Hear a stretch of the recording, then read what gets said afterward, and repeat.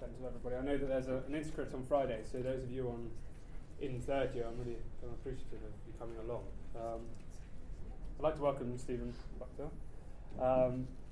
Stephen Proctor set up their practice in 1988, and he did his BA, his MArch, and his diploma at Sheffield. But since then, has had a relationship with many universities around the country, no less than Kent, and he was here in 2012 as a guest examiner and also provided a lecture. I think for some of us in this room, we might have just come to the school then, but it was early days.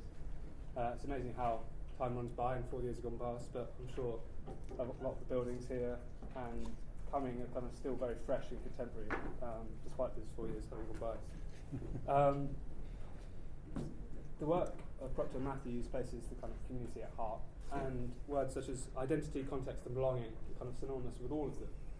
It's a very humanistic approach to design, especially when designing urban master plans of residencies. It's very important to get this kind of integrated body and get people happy living together, really. I think that's the main goal. A lot of the projects, some of the projects have been in Kent, and we'll get to see a few of those today. And Stephen gave a lecture, a seminar titled A New Vernacular for Kent, and hopefully some of the things you learned from that will come through in this lecture. And so if we could give him a round of applause, and thank you, Stephen. Don't give me a round of applause, I haven't heard anything yet. Anyway, thank you very much for inviting me. It's really nice to come back to the university here. What I thought I'd do, and I think have I got an hour, have I? Something like that. What I thought I'd do is take you through a lot of the projects that we're looking at the moment. Some of them are just complete. Some of them I even mentioned in 2012, so it shows you how long a process architecture is. And some are very new, and one of them in Canterbury is quite new as well. But before I sort of take you through those, what I thought would be useful is just to sort of give you two observations, and those observations actually inform the way we structure our office and how we work, and therefore what kind of projects we're involved in. So I think that the first observation really is that if you sit in a project team room now in a meeting for any sizable project, there will be a plethora of consultants in that room, each with their own each with their own project manager. But there are a lot of project managers, there are a lot of environmental designers, a lot of engineers, different kinds of engineers, different kinds of advisors for commercial space, advisors for residential space, specific kinds of residential advisors you'll get. So there are many, many different people sat in that room, and all you're trying to do is to design a project. The second observation is that I suppose nearly 20 years ago, I sort of looked this up the other day, we were getting 20% higher fees than that we're getting now. So there is this sort of disparity really between all these people that you have to engage with, and they're all asking you to do different things, yet the fees are lower. So how do you structure the studio to actually do the things that you want to do? So that's really what I want to talk about.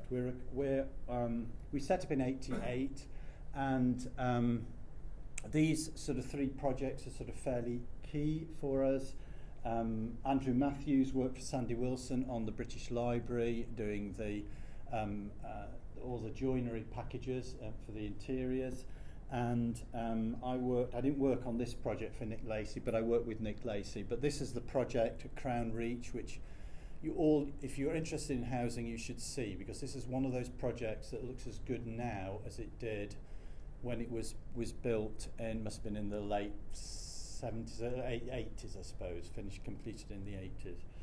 And the bottom right, I worked very briefly with Jim Sterling on this competition project, but both Andrew and myself were taught by Michael Wilford at Sheffield, along with Jerry, who's sitting up there.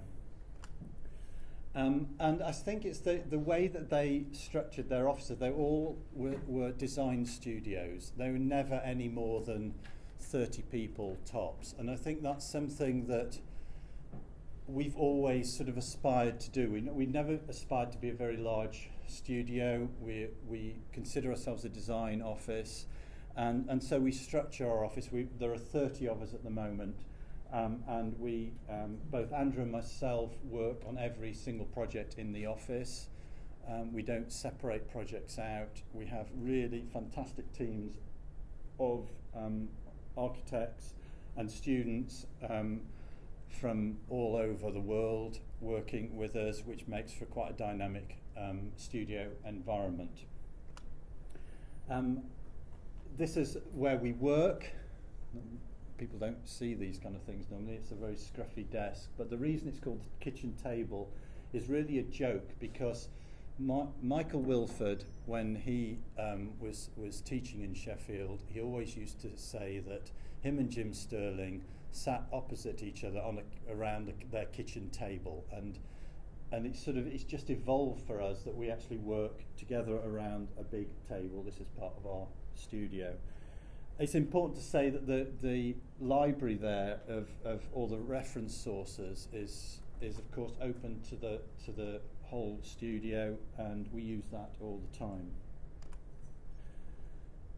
So that kind of structure for us and it is really there to enable us to do what we think architects should do, which is draw. And so we still draw every day. We're involved in these kind of drawings. One on the right is for a project I'm going to show you on the southern Canterbury Fringe, and the left is a project for the University of Cambridge in northwest Cambridge.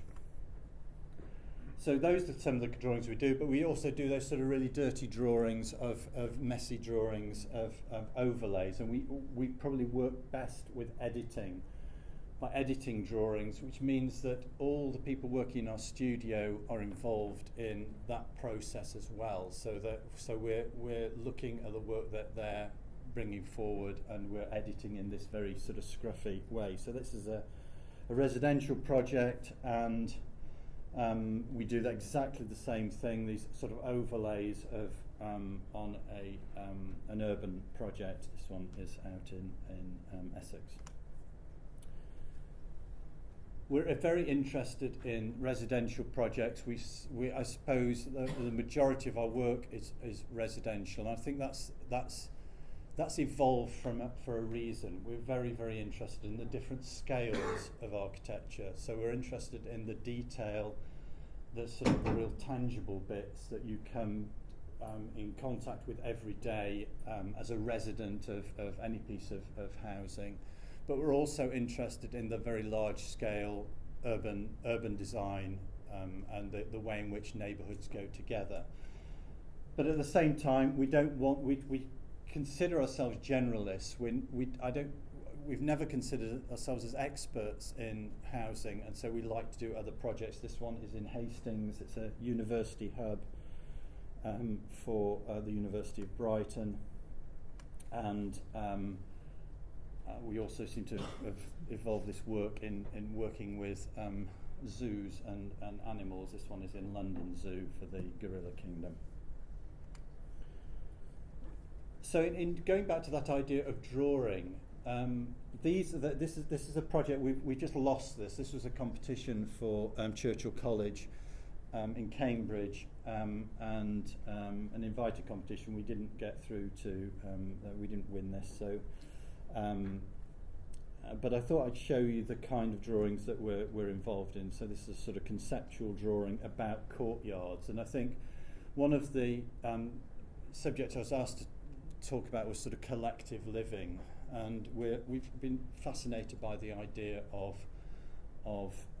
courtyards as the manifestation of the collective, and so this is a little sketch about how to arrange student accommodation on a very thin site, and building up an anatomy of building components. So here we've got the plinth with a series of court spaces, a loggia, that's organising element, and I suppose there are hints of Sterling and Wilford's promenades in their work, which we haven't quite yet purged ourselves of in 30 years.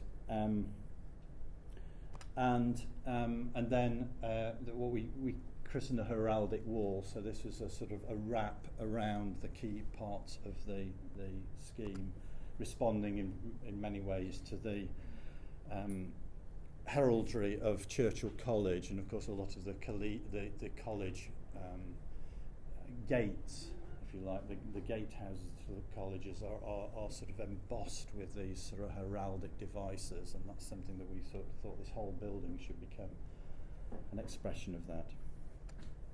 And then these were the final competition drawings, looking at the way in which the Lough organises the three courtyards within the scheme, and then little sketches of how that then plays out in terms of the internal planning of each of the student rooms, study rooms.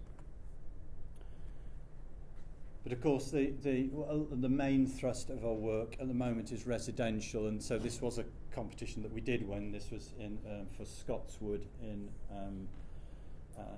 Newcastle, and looking at 21st century living patterns. The idea behind this was that you could almost build a SIM card into your house, and it would embody all the aspects of your life and become a repository really for your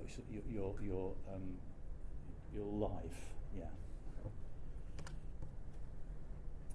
So we release time for drawing and exploring those kind of ideas, but we're also interested in research and how research can inform the work we do. And at the moment we're discussing a research project with Anglia Ruskin University looking at almshouses. Again, that form, that courtyard form keeps reoccurring.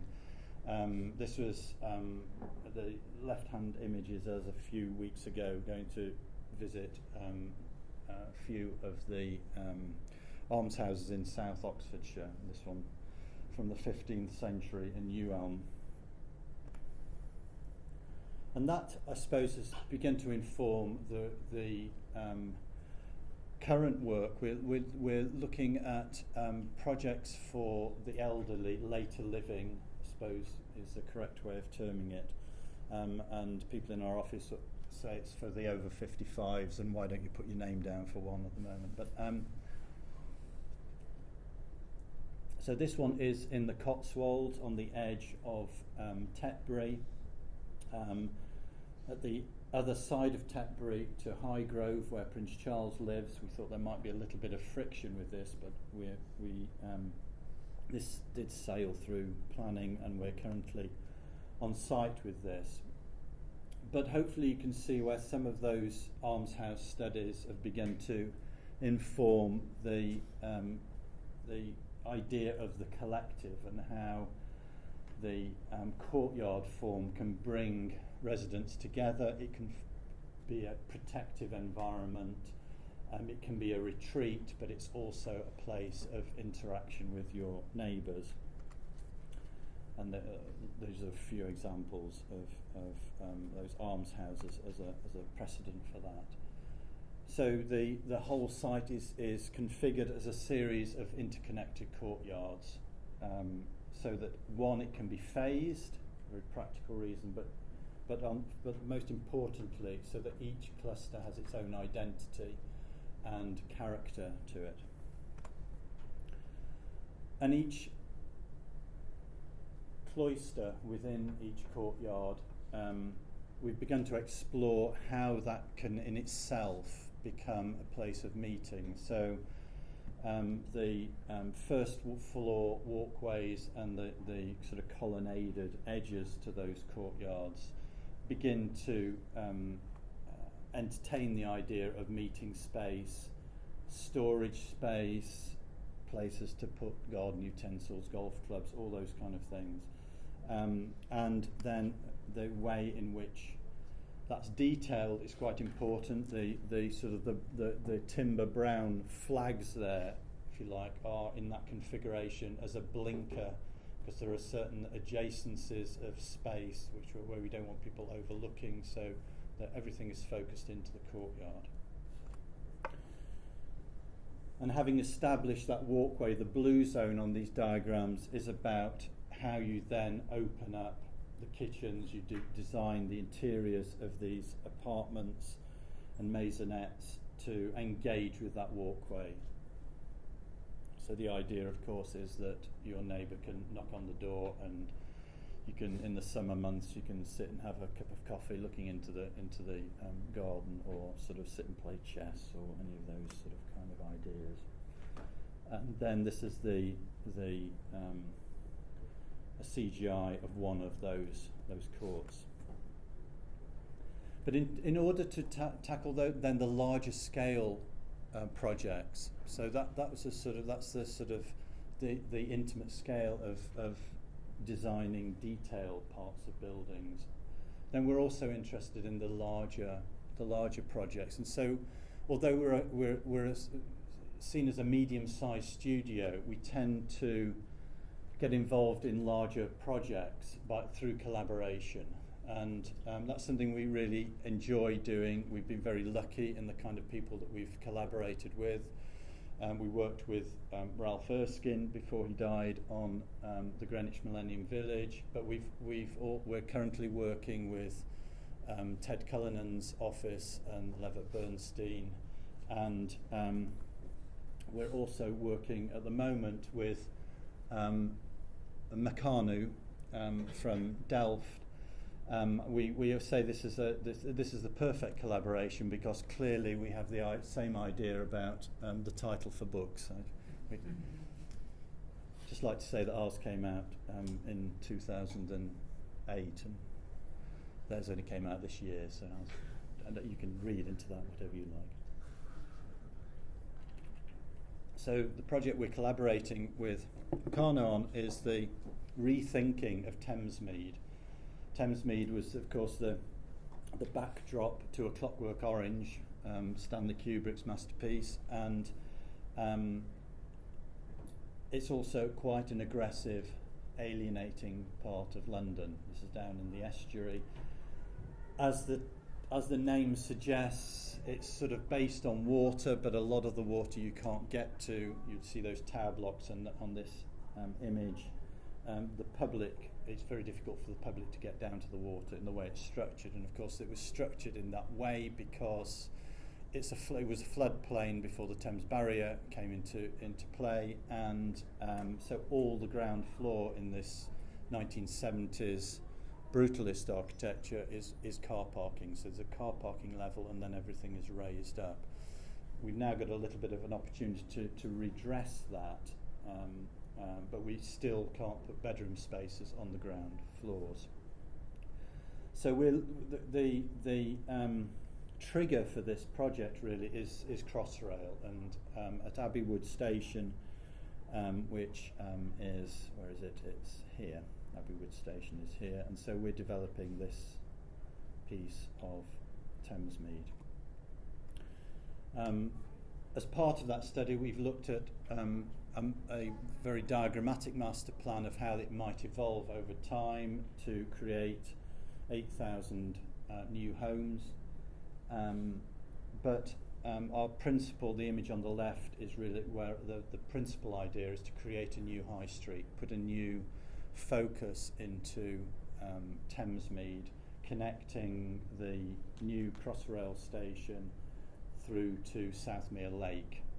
And we have quite a lot of challenges in that, and these are some of those sort of studies we're going through at the moment about how do you create an appropriate architecture which on the one scale is about the streetscape and the other scale is about the urban silhouette, and how do you actually create in effect two silhouettes, one that's working very much about the scale of a 12-metre wide street, the other one is about these long distant views. So these are some of the sort of early images of the work that's we're doing at the moment with Meccano. So putting sort of some of those things into practice. This is a project which has been now completed. I think the last time I was here, it was in its infancy as a project on the drawing board.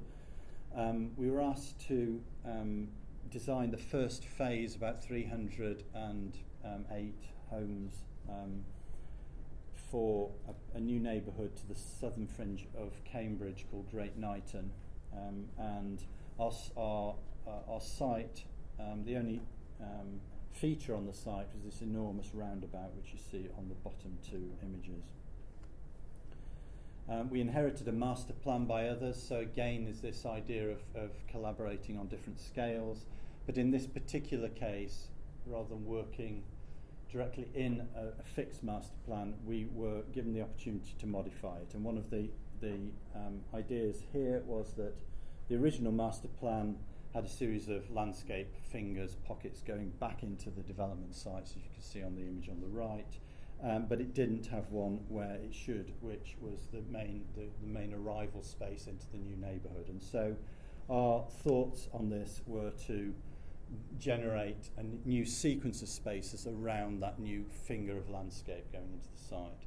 But I mean, where do you begin? This was, although it's been designated in the Cambridge expansion plan for years, it's a greenfield site, it's farmland, and it's how you actually begin to create a narrative of place. And so our sort of first thoughts were that the evolution of Cambridge itself, the medieval heart of Cambridge, evolved through a series of monastic and then later collegiate courts. And again, it goes back to this idea of the courtyard, this sort of idea of the collective, this capturing of virgin territory and taming it. And that's something that we started to think about, this roundabout in the middle of the site. How do we capture that and tame that? It's a bloody noisy thing, it's massive. So perhaps let's just take the form of Trinity Court, it's one of the largest courts in Cambridge, and drop it over the site. What does that do for the scale of that space? Can we visually make that roundabout disappear? On the other hand, of course, we've got a series of interfaces to the landscape as well. This is about a fringe site, so we're always creating a new edge to the town. How do we do that? So we started to look again at local settlements. This is a series of images of local villages in Cambridgeshire. The one at the top right is Chatteris, and the one thing that you can actually see from that is that the historic grain is always perpendicular to the high street, and that was about bringing goods from the fields to market. So you always try to maximise the number of frontages onto that high street, and so you've got this sort of long, thin, linear set of yards leading into the high street. So combining those two ideas, we sort of go from a big court, number one, great court, tries to capture and tame the roundabout, a series of mews spaces, and then a little bit more relaxed, these sort of the thin, fine grain of a series of family houses that form an edge to the settlement, and the fingers of landscape permeating in from the plantation boundary right through to a much more sort of formalised heart in number one, and how it works on the site. So in many ways, this is a bit like a caricature through a piece of urbanity. So you go from the sort of formal space, the mews space, and then the relaxed rural edge. And in terms of collective living, this is about how you increase density in suburbia, how do you make a sense of identity. There are a series of different typologies here that are all designed. Even though that we're working with volume house builders, we're working with new typologies. We've designed all the typologies on this, new house types for this development. This is a typical section through that great court where we have a requirement for affordable housing, social housing in the blue, operating as an independent family house. And of course, a lot of the discussion is how you actually justify it. How does that become a house and not a maisonette that happens to be on the ground with apartments above? And it's all to do with how you capture the idea of privacy in that garden to the rear, where you park and so forth. So we have a mews of apartments above parking spaces, gardens, then the family houses with apartments above that. And all the tenures there are then totally integrated, so it's tenure blind. And so this is sort of built out, and the bottom left image there is that sort of framed view looking back towards the rural edge. So the form of the houses change, and the way in which they relate to each other changes as well. So that's the frontage with the family houses on 2 levels and the apartments above, and further extension of the great court with a more formal colonnade. So there's this sort of idea that there's a sort of melancholic side to the space, and then this sort of comic side, if you like.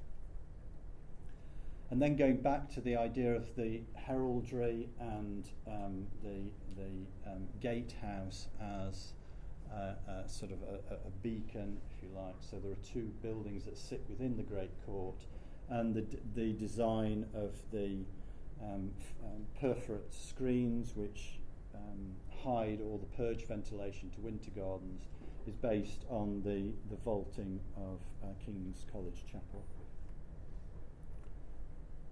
Through to the mews. And then of course the idea that every entrance to each dwelling has this sort of textured panel. So as you get closer to the entrance, it's marked with a sort of split brick pattern. So you take a brick, you cut it in half, and you expose the frog of the brick that gives a texture to it. Which again is something that going back to that idea of collaboration. We picked that idea up from Ralph Erskine. He did that a lot in a lot of his projects. He's very interested in that sort of textural quality of brickwork and materials. And then moving through to the green lanes that go out to the plantation, very simply based on the sort of simple agricultural forms. You find this one is in Grantchester, just down the road, on the right there. And of course trying to persuade the client to build very narrow dwellings with a very narrow cross wall, very narrow dimension, because we wanted this sort of fine grain of development.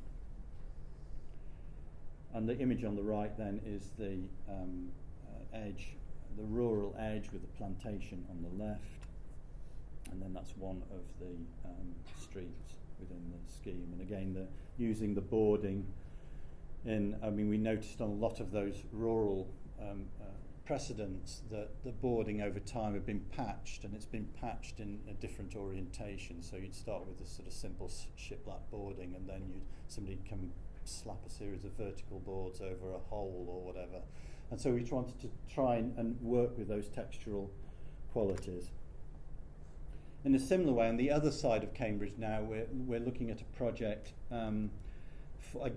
for open market housing. This is part of the university's new neighbourhood, a mixture of university buildings, new schools, student accommodation, research areas, and then private housing as well as part of that, and key worker housing. And so this was our submission for a competition, which we fortunately won for 2 of those parcels. And we're exploring the ideas of how you anchor something in place. So we inherited a master plan from Edor, very much a gridded master plan. We were quite interested how all the recent archaeology that the University of Cambridge had discovered on the site could begin to inform a moving of those blocks within the master plan. So we suddenly started to get a twisting occurring. And I suppose if you see those sort of red forms there, which that's the archaeology, you've got a sort of an evolution of enclosure, and I suppose a sort of slight sort of architectural conceit or projection really, that those early Neolithic enclosures or earth mounds that you found on the site, the later Roman ones, suddenly started to be they're about enclosure. Could we actually speculate that those informed the courtyards and cloisters of Cambridge itself, and then of course the sort of later 16th, 17th century courtyard blocks of European cities? And so our proposal was to devise a series of courtyard houses, very tightly packed, quite high density for suburban housing, but evolving from that understanding of the site. And so this is the central street, which we've christened the Amble, because we couldn't find an exact precedent for what we sort of, it's not a lane, it's not a street, but the idea of ambling down here, this is a very relaxed focus to a neighbourhood with little courtyards, private courtyards, and study spaces at ground level, consultation rooms for home working. And that's evolved into this. This is one of the early CGIs. Okay, so now this is hopefully a site that you probably know on the New Dover Road as you enter Canterbury from the south. This is designated now for a new neighbourhood. We've just put the planning application for the first phase of that, where the dotted line is on the site, of 140 dwellings. And we were asked to review a master plan that had already been prepared for the site and to work with the master planners to evolve a first phase that would actually create a sense of identity. And again, it's a greenfield site. It's on a suburban edge to Canterbury, and that's the site. So it's an undulating site. The avenue of trees there, we believe, was the original avenue. It's now a hedge, but it was the original avenue to a farm called Barton Farm, and so we're trying to incorporate that within the design. And this is David Locke Associates' master plan for the expansion of Canterbury, and you can see again where our first phase is. Now, as part of that, we start to think about, again, how do you create a sense of place and belonging? And one of the key things about Canterbury, of course, is the view of Bell Harry, the cathedral clock tower, and sort of captured in a series of iconic views over time. Could we actually create a neighbourhood focused around another iconic view? Now, at the moment, it was a very grim day. You'll have to believe me, but you can actually see the clock tower there in the circle, and it is sort of quite an axial route, an axial view. As you know, you go down New Dover Road, you can see the cathedral. It's a very busy road. Should we be orientating a new neighbourhood around that street? It's going to become even busier, I think, over time. But it so happens that one part of our site has this sort of a gate. It was an original toll house, now a pub on the site, where number 3 is, and so that started us to think about this arrival into Canterbury and capturing a new view, which, for the sake of whatever, we've called that the Pilgrims View, a new iconic view for Cambridge. Maybe a little bit, just going to make it out. I can on this screen anyway. Believe me, it's there. Now, one of the interesting things for us was when you often see rural or master plans for rural areas, for some reason the default position is an organic form. Suddenly you start to get village lanes and this sort of thing that sort of supposedly responds to the topography. And so our first starting point was to look at the landscape around the site, and of course it's covered with a series of orchards or hops fields, all set out on very precise grids, and that sort of started us sort of thinking about how you could turn the idea of an orchard into housing in some way. And the one thing that was on the back of our minds when we were studying in Sheffield, one of the key texts that was lying around was this report for a project by David Gosling and Gordon Cullen in just south of Aberdeen in Marycotta.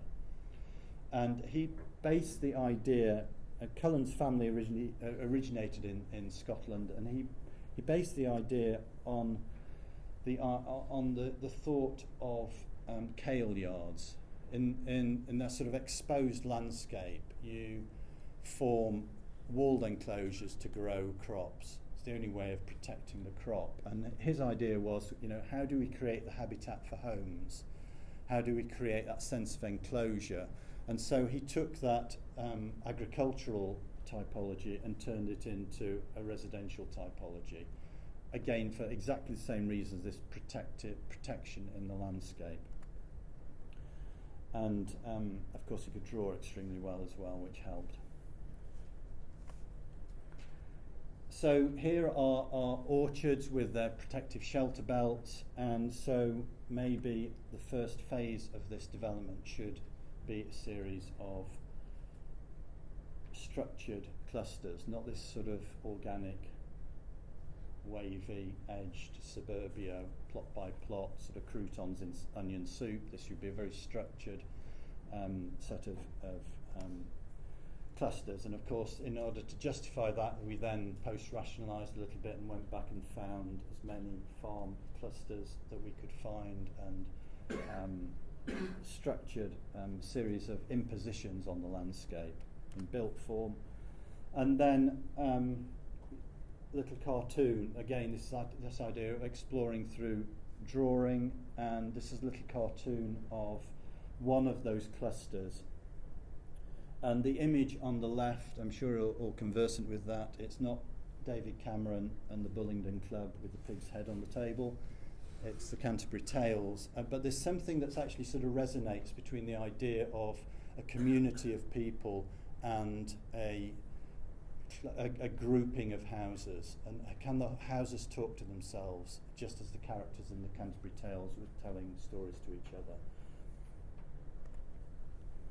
And of course the image on the right is the idea that between each cluster there is a shelter belt, a landscape shelter belt, no cars within it, just a pedestrian productive landscape. So these are early sketch models of how that might work across the landscape. And then again, looking at that anatomy, how then do you pull that apart? You've sort of come up with the cartoon of what it might be, but then there are certain components. So there's the village wall, the yellow component, holds it all together, the dwellings themselves. Each dwelling has its own courtyard, and then as a collective they all form their own central court. So at the heart of each cluster there's a productive landscape. And of course that's all inspired by people like Utzon and the housing that he did in Denmark. So we then took the David Lough master plan and started to overlay this for the whole first phase. We reorganised where the commercial development would be, the connection to the original toll house here, and always protecting this long view. Oh, I can't do that. There we go. The long view back to the cathedral. And so with a series of the series of structured courts, the pedestrian movement through it, and how it connects to the wider neighbourhood of David Lough Associates. So they're the orchards. And then finally we then were asked to hone that down to the first phase. So we're building these clusters of units. Now, it's the most difficult part of the site because it's very, very steep, but it's starting to help us to create a series of terraces as they sort of step up the landscape. And just as the houses, each house has a courtyard, then we've been asked to sort of revisit the idea of what an apartment is. So in this particular case, we're looking at maisonettes, and each maisonette has its own two double height courtyard embedded in the wall of the apartment structure.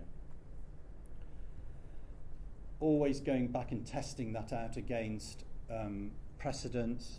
This is an extract from Mercer's English Vernacular Houses. There's a definitive work on the evolution of vernacular forms. We were quite intrigued by the idea that a lot of houses in the Weald and in this part of Kent have an outshoot, this sort of cat slide, if you like, an asymmetrical roof.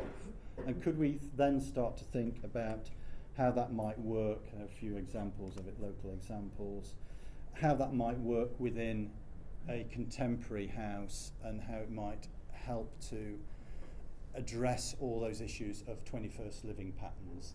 Maybe it's not just living room, kitchen, dining room, it's about this sort of different connecting tissue, and that might happen within that folded roof form. Of course, the other interesting thing to us is the way that certain sort of the manor house, the yeoman's house, those sort of important, the vicarage, whatever, these are important dwellings. Somehow there's that sort of a little articulation that makes them stand out from the rest of the fabric. So there's an exploration of what that sort of space, that connective space might be around the stair at the heart of the home. And then going back to, if you think about that little anatomy drawing, so you've got the red garden wall that undulates again, forms a silhouette profile with, in this case, white block, concrete block houses that sort of sit on top of that wall. And then the apartment building at the entrance to a new park just has that sort of slight sort of flourish at the top. So this then is the way, and you can see then the left-hand side of that image, the undulation, taking that the change of level across the site begins to help us create a sense of enclosure at the heart of the scheme, and at the entrance to a new park on the extreme left of the image. Always aware of that view corridor, that long view. We've still got a bit of work to do with the landscape architects to really make that a special place, but that is going to be the address. So there you have it, and for your benefit I've picked it out in red this time rather than the white circle.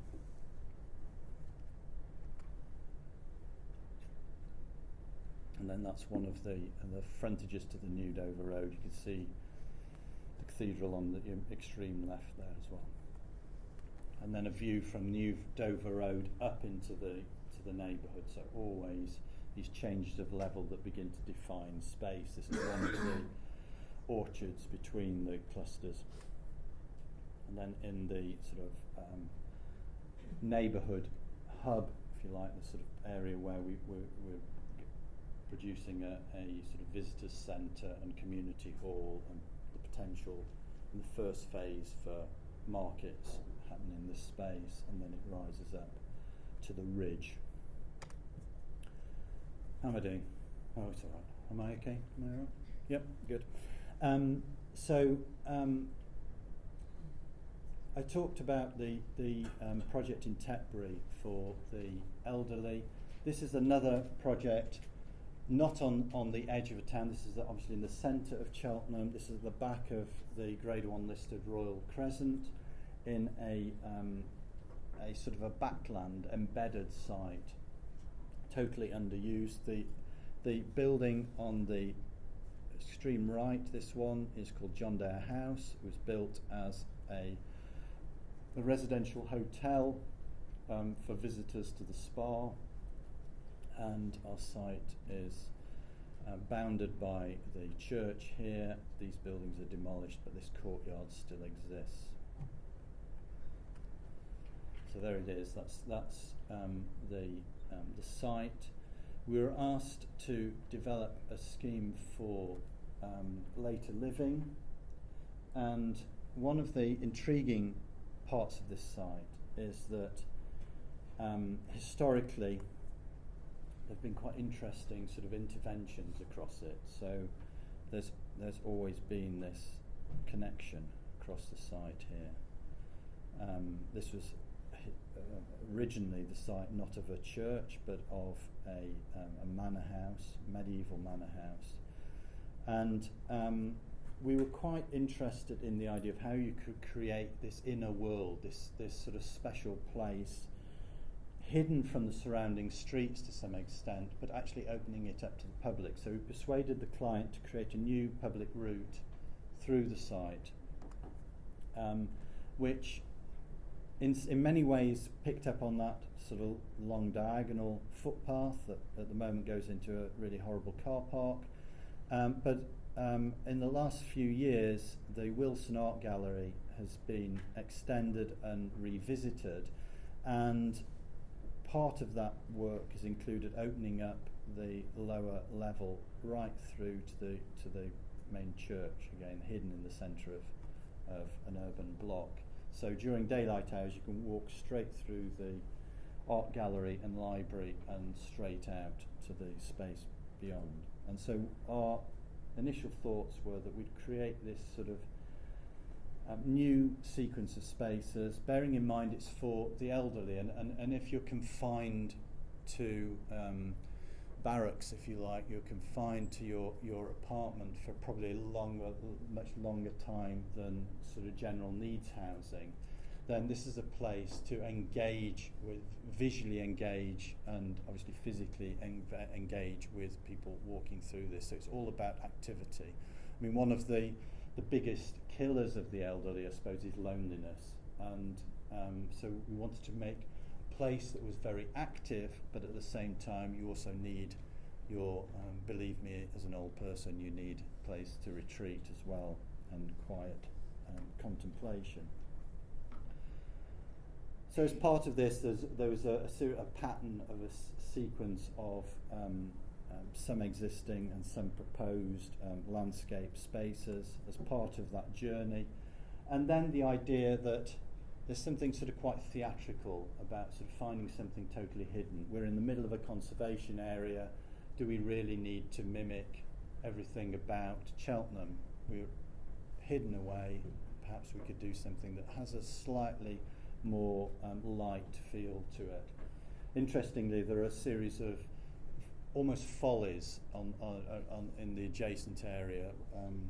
One's called the Strata Palace, and I think originally it was either a telephone exchange or a very large substation, but it was based on the Strata Palace in Florence. So there's this sort of Italianate theatricality about that, and that appealed to us as well. So these are a series of little study models looking about how you create that stage set, that folded form to capture the central route through the site, and then a sequence of images, little massing images showing that sequence. So the top left is the view from the Wilson Gallery, the reception, round the apse of the church, through a series of cloisters. It's all about sort of pools of light, if you like. So you're always moving towards the light.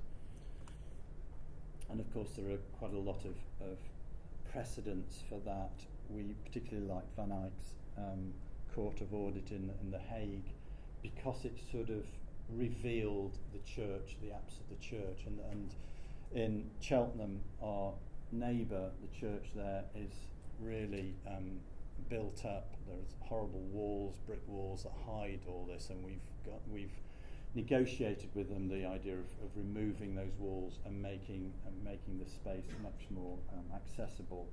And of course, the Bavolo staircase, the snail stair in Venice. This idea of this hidden gem is sort of you have to really seek this out. You come across it as you sort of go across through the city, but a set piece, this sort of beautiful tower. So that is the rather gaudy plan, but you can see even the idea of introducing water, this sort of tranquil pool at the heart of the scheme, and they've got the relationship to the existing church, entering the scheme and creating almost a tall mews with its own attic story. We made our own references then to Florentine palaces, so that the top is articulated. There's always a top to a building, as there is a base, and so that's it within the context of the site. And then the idea of that going back then inside the dwelling, what can we make that's special for the residents here? Each resident has a theatrical box, if you like. It has almost part of this sort of the precedence, lineage of precedence of the coaching inns and the galleried pubs, and of course these historically were also the sort of the setting that they formed theatres in their own right. Sort of performances in Shakespeare's day were actually carried out in these kind of environments. And so maybe there is something slightly theatrical about a series of window boxes, theatre boxes, however you want to call them. And the idea is that you can be an extrovert, you can slide back your frittered glass screen, you can engage with your neighbour across the street, or you become an introvert and you want your privacy, so you hide behind your window box. So each balcony has a little greenhouse, I suppose. And of course the table, William Morris's table there on the bottom right, is housed in the art gallery and the museum across the way. And it's just that sort of very deliberate way that things go together. There is a sort of the craft of putting this together. So we started to think of these window boxes as a piece of crafted components, that pieces of furniture that sit on the facade of the building. There we go. 5 minutes. All right, here we go. So this is a project for the homeless, and again, you'll see that the themes are recurring. This idea of containment. How do you cluster dwellings together so that they nurture a sense of community and the collective? And this is for homeless people, very vulnerable people. Sadly, I mean, it's quite interesting, I suppose, in that you see on the top left image the glazing onto that walkway goes to the full height, because of course there's a real fear that people are so vulnerable that they try and throw themselves off even those sort of first floor walkways. And there's that lonely tree, the species of the tree we had to specify very carefully. It has very brittle branches that are never strong enough to hold anybody's weight. So, and that's why there's only one lonely tree in this, which is a bit sad, really. But again, the idea of the crafted way in which the brick panels create ventilation into those fully glazed walkways, but they also really help to provide that sort of dappled light and sort of sense of tranquility, I suppose, within each of the walkways as well. So just to I'm getting very close to finishing. So there are three sort of inspiring quotes that I wanted to share, really. This one is from that Mary Coulter report, And I think it's very pertinent to what we do. It's about how you, it's not only where people live, but how do you find a home for houses? You know, how do you put those houses together to make a sense of place? And I think that it's interesting. It was written in 1974. It's still very, very pertinent today. And then, of course, Eric Lyons and the span housing. If you don't know span housing, you should look at that. I mean, it's amazing to think that it was developer housing. He became his own developer, Eric Lyons. But it's not, you know, we're constantly pressured to make housing work to budgets. But of course, it's not, you know, whether you can build it easily, it's whether you can live in it easily at the end of the day. And then just this one is an intriguing quote from Laurie Lee about what cities once were and what they've become, and that they've become this sort of sprawling metropolis. But the idea that you can define edges to communities, edges to cities, edges to towns, and that you're always referencing that the transition from the countryside to urbanity is quite important. So I won't go through this in very detail. I'm going to skip through it really.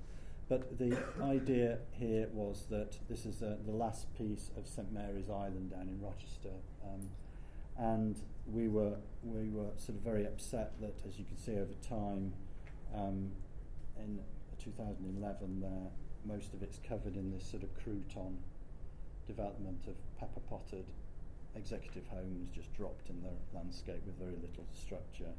Yet historically it was an amazing place of marshland. And could we introduce that as to sort of hang on to the one bit of the landscape that gave this area its distinctive qualities?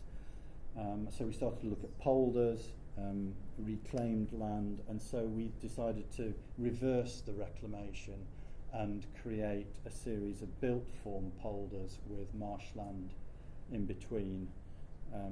And unfortunately the developer thought we were totally insane and didn't give us the project. But that was our master plan. Again, looking at clusters, we like the idea that you can stand in the middle of each one of these sort of neighbourhood clusters and always reference the landscape as a counterpoint to that.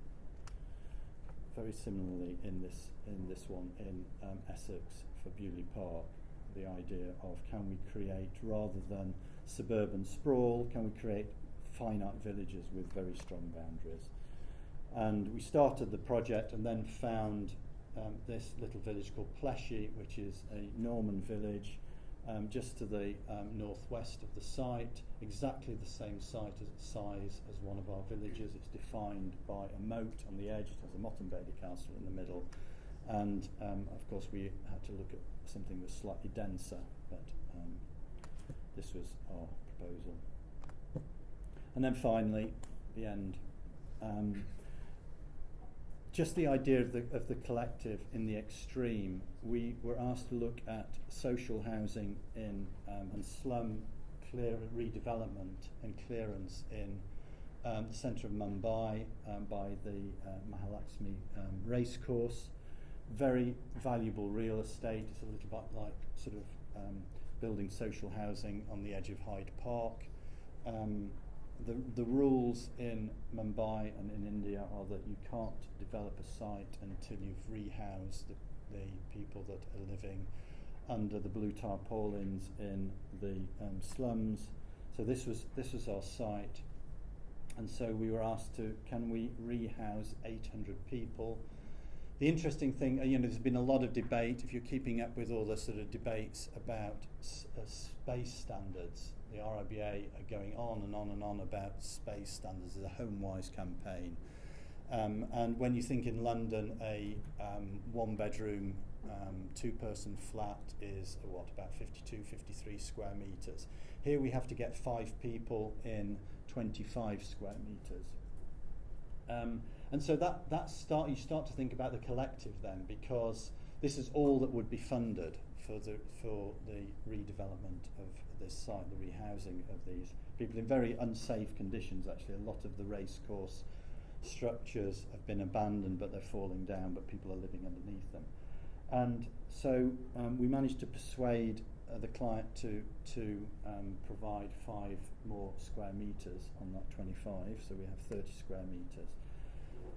But we started to think really about how these are being used, and of course, although it's 5 people living in 30 square metres, there are actually 5 people who are sleeping at different times during the day. So some of them are going to work at night, some of them are coming back in the morning. So there's this constant movement.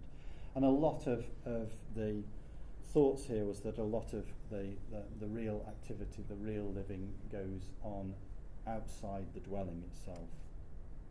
So we started to think about how you could, again, structure a sense of enclosure, incorporating all the existing trees, and begin to deliver a hierarchy of spaces, little neighbourhood courts, wider neighbourhood courtyards, and more close sort of community courts.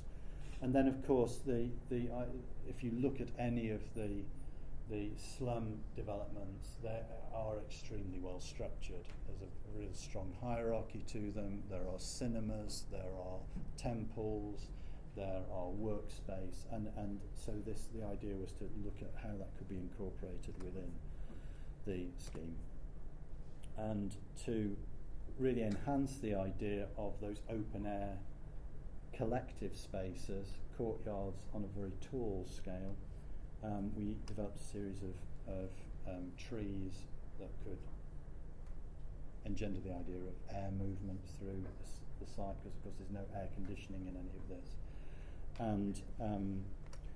and how that form could become a sort of an iconic symbol of that sort of each collective court. So there you have it, and again, the idea of silhouette is something that intrigues us. Silhouette at the low, the streetscape, silhouette on the high level, and that's the proposal, and that's my last image. Thank you very much.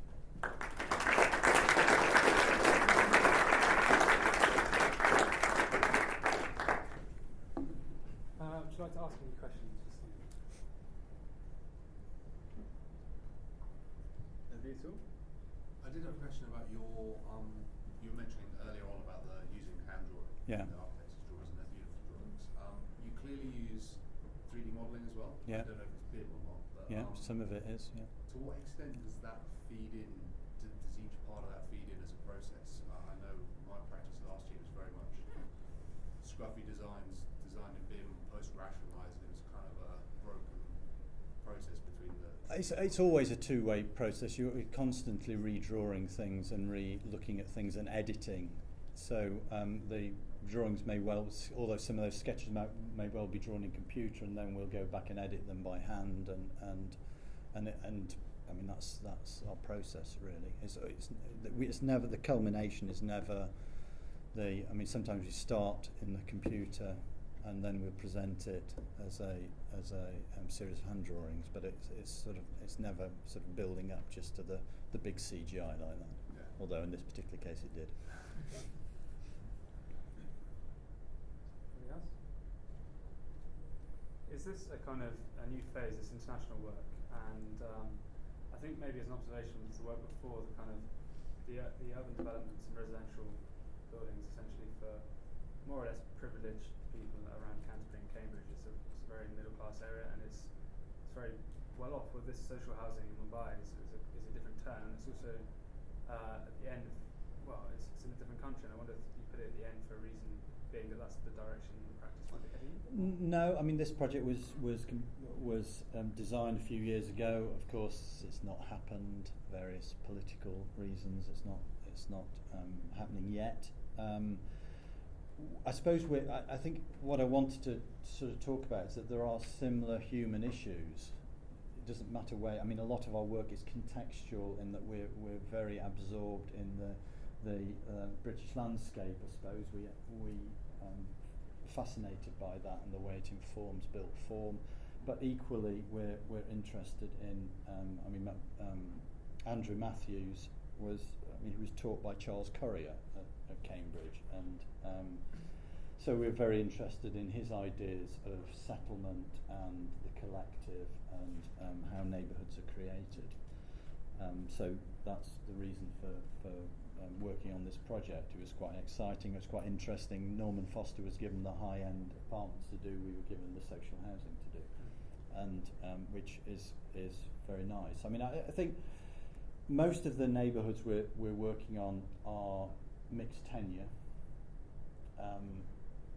and obviously we're working on projects like the project for the homeless or the elderly, so the sort of, to some extent, the disenfranchised in the homeless case, and those projects will still continue to do, and but we just like the idea of exploring how people interact with architecture. Yeah, I think the phasing drawings show that they don't show a kind of beginning image of what you'd like to create. It's a kind of collaboration, overlaying of the different ideas of the plinth, of the fringe wall, of the courtyard space. It's all quite complicated, and what the hand drawing is showing is peeling back and showing each of those working together. Yeah. In terms of the vernacular and ornament and things like that, is that something that you will then plug in later? For example, with this, it's kind of, there's definitely imagery there that's not synonymous with Canterbury, but with your previous work perhaps there was.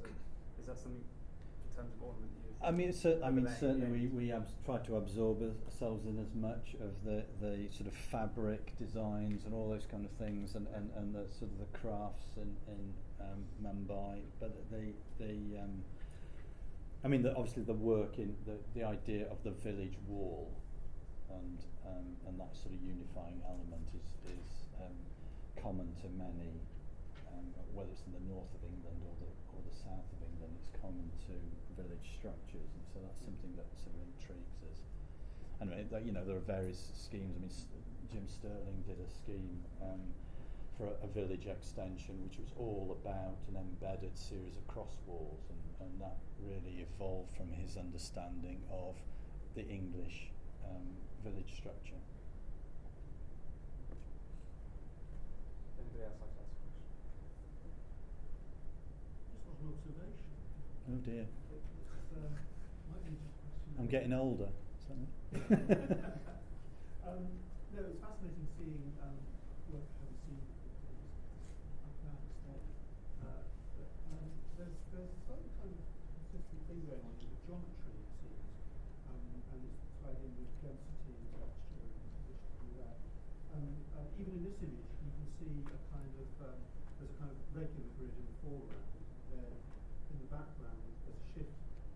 Yeah. The tower is shifted, as it were. And it's fascinating how you can go back to the British Library, how there's that rather intriguing shift as the east wing. Yes. Lines. Is it something like this way or something? Yeah. And then the main building alone, the road and so on, is something that recurs and recurs. Is it something that is sort of unconscious, or is it I mean, I think we're intrigued by the idea of an imposition of a geometry to hold space together, and particularly in a lot of the situations that we find ourselves designing in, there tend to be very sort of clues from the outside, and sometimes it's the idea of dropping something, sort of a sort of catalyst really of a form onto the site that starts to generate its own geometries to begin to hold and anchor it to the side. And I suppose if you look at Sterling's work, a lot of that is about the interplay of geometries, and I've failed to purge ourselves of our interest in that work as well.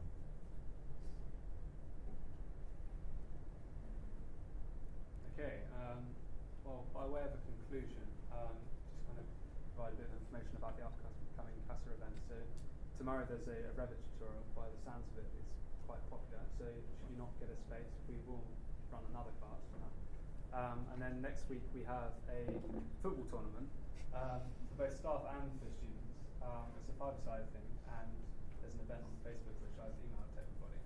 Should you like to put a team forward for that, that'd be great. It's a nice way for everybody to come together. I say a quick thanks to Hazel McKinnon, AR Studio, and Guy Holloway Architects who sponsored this lecture series and allows all the beers and things to go on. And finally, just thanks to Stephen for coming down.